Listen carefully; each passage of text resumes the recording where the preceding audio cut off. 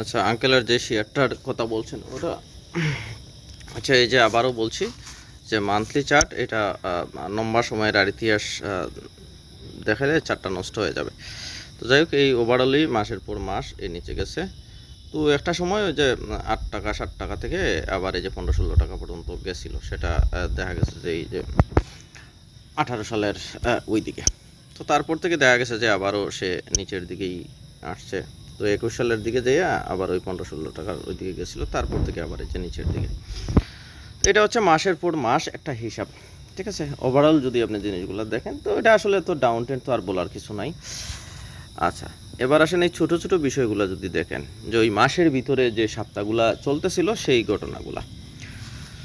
তো আমরা রিসেন্টলি যে ঘটনাটা দেখতে পাচ্ছি সেটা হচ্ছে যে ফ্লোরের যে প্রসঙ্গটা ছিল 24 সালের, ওখান থেকেই আপনার 2 সপ্তাহ পজিটিভ ছিল। তো ওভারঅলি এটা আবার নিচে নেমে গেছে কয়েক সপ্তাহ ধরে। আপ ডাউন হলেও আপনি এখানে আসলে কোনো প্রকার ট্রেড করতে পারবেন না। এই যে সবুজ একটা দিছে, একটা লাল দিছে, তো ওই রকম ঘটনার ভিতরে আসলে ট্রেড করা যায় না, বা এইগুলোতে না করা ভালো। যাই হোক, এখন বিষয়টা হচ্ছে যে প্রাইস এই যে একটা জায়গা থেকে, হ্যাঁ, প্রাইস একটুখানি উপরে গেছিলো, কয়েক সপ্তাহ ধরে প্রাইসটা নিচে গেছে। তো রানিং 3 সপ্তাহ, এই রানিং সপ্তাহ, এটা তার আগের সপ্তাহ, তার আগের সপ্তাহ, ঠিক আছে। তো এর আগে পরে ওই প্রাইসটা এই জায়গা থেকে নিচে নামছে।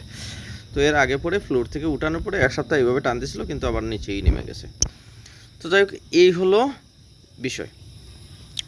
তো এখানে যদি আমরা খুব সূক্ষ্ম বা আপনার টেকনিক্যালি যারা বুঝেন তারা এই যে লো থেকে এই লো, আর এইটা ছিল ওই সময়ের জন্য রিসেন্ট একটা হাই। তো এই হাইয়ের উপরে গেছে যাওয়ার পরে এই প্রাইস পর্যন্তই গেছিলো, ঠিক আছে। যাওয়ার পরে এই প্রাইসটা আবার সে নিচে নেমে গেছে, দেখেন ক্যান্ডেলটা সুতা দিয়ে আবার নিচে নেমে গেছে। তো এই জায়গা থেকে এসে আবার সেই প্রাইসটা উপরের দিকে 2 সপ্তাহ ধরে উপরে যাওয়ার চেষ্টা করতেছিল, কিন্তু এই যে আগের যে একটা হাই প্রাইস ওটার উপরে সে যায়নি।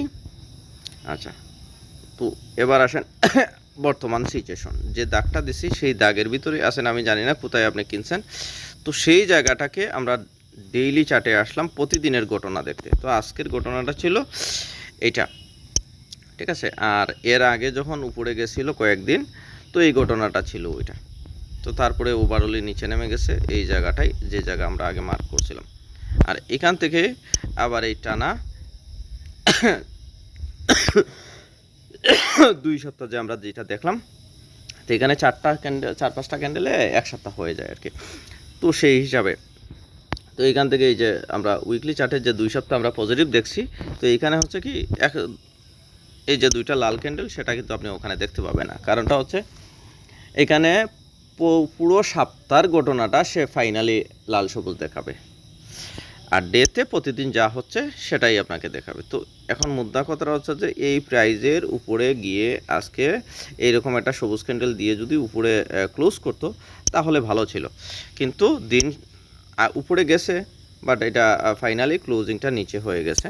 তো এটা মনে হয় না যে আবার ইতিমধ্যে উপরে যাবে, একটুখানি কারেকশন হওয়ার সম্ভাবনা আছে, বা এখানে একটা সাইডওয়েজ দিয়ে দেন হয়তো পরবর্তী সময় উপরে যেতে পারে, ঠিক আছে। এই হচ্ছে কথা। তো ফাইনাল যেটা হবে, এইখান থেকে যেহেতু উপরে গেছে, তো ওই 2-3 দিনের জন্য এইখানে একটা টাইম ওয়াইজ বেশ কয়েকদিন আপনার কারেকশন করে যদি উপরে যায় তাহলে ভালো, আর না হলে এটা বর্তমানের জন্য আপনি খুব মাইক্রোভাবে যদি চিন্তা করেন তাহলে আপাতত সেল করে দেওয়াটা ভালো, ঠিক আছে। আচ্ছা, বাই সেলের সিদ্ধান্ত আপনি এর উপরে আর পরবর্তী সময় ফিউচারে এর উপরে না যাওয়া পর্যন্ত এই স্টকের আর কোনো প্রকার বাই সেল হবে না। আর যদি মনে করেন যে প্রাইস আবার এখানে আসবে, তো ওই সময়কার প্রোডাক্টটা পড়ে কী করবে সে জানে। একটা হচ্ছে যে আমরা পরবর্তী সময় যদি এখানে এই এলাকার ভিতরে সাইডওয়েজ করে, তাহলে আমরা এখানে কোনো প্রকার এভারেজ বা বাই সেল করবো না। এই প্রাইজের উপরে গেলেই উপরে যাব, কারণ এই প্রাইসটা সে দুইবার ব্রেক করার চেষ্টা করছে, পারে নাই। তো এইভাবে নিচে এসে সাধারণত এটাকে ব্রেক করতে হলে এইভাবে নিচে এসে আবার এইভাবে ব্রেক করতে পারবে না। এইখানে যদি প্রায় বেশ কিছুদিন একটা সময় কাটায় তাহলে এটা ব্রেক করার পসিবিলিটি আছে, এবং খুবই ভালো জিনিস ওইটা যদি ব্রেক করে। তো বর্তমান অবস্থা অনুযায়ী এটাই আছে আপনার সিচুয়েশন।